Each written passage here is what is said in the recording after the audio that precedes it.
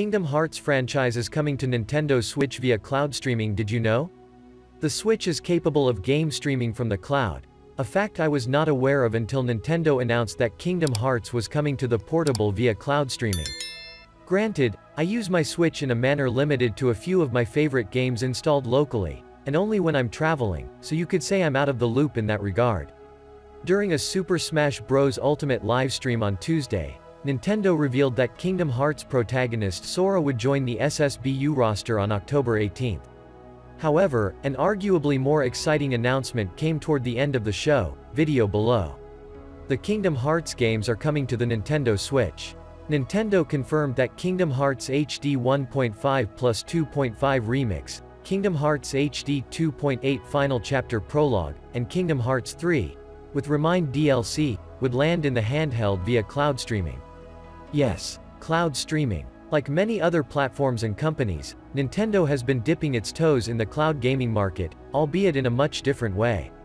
Instead of doing its own version of PlayStation Now or Xbox Game Pass, Nintendo has been allowing cloud-streamed titles on a game-by-game basis. So far, most of the streamed titles are ones that would have been difficult to port to the Switch hardware without making drastic sacrifices. Instead, developers can create a small cloud streaming client that takes about 45 seconds to download and install.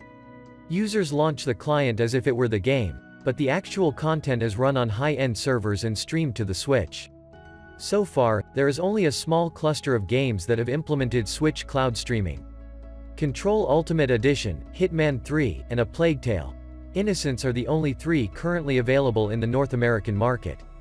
Japan has seen cloud releases for 3 additional titles, including Resident Evil 7 Biohazard, Assassin's Creed Odyssey, and Phantasy Star Online 2, New Genesis. Nintendo has a couple of other cloud titles slated for release soon. Marvel's Guardians of the Galaxy launches on October 26, and A Plague Tale: Requiem releases sometime in 2022. Dates for the Kingdom Hearts games are yet to be determined. I was curious about how well cloud-streamed games looked and operated on the Switch, so I gave Control Ultimate Edition a spin. I was not optimistic going in but ended up pleasantly surprised. The opening cutscene looked gorgeous and ran without so much as a stutter. Likewise, the controls presented no noticeable lag, and the in-game textures were clearly superior to anything the Switch is capable of natively. Of course, game streaming, regardless of the platform, has its downside. For one, to play the game, you must be connected to the internet. No internet, no dice. Additionally, that connection must be stable. I have decent broadband service that consistently provides at least 400 megabits per second down and 21 megabits per second up. Those with a slower or less stable connection may see a noticeable drop in performance.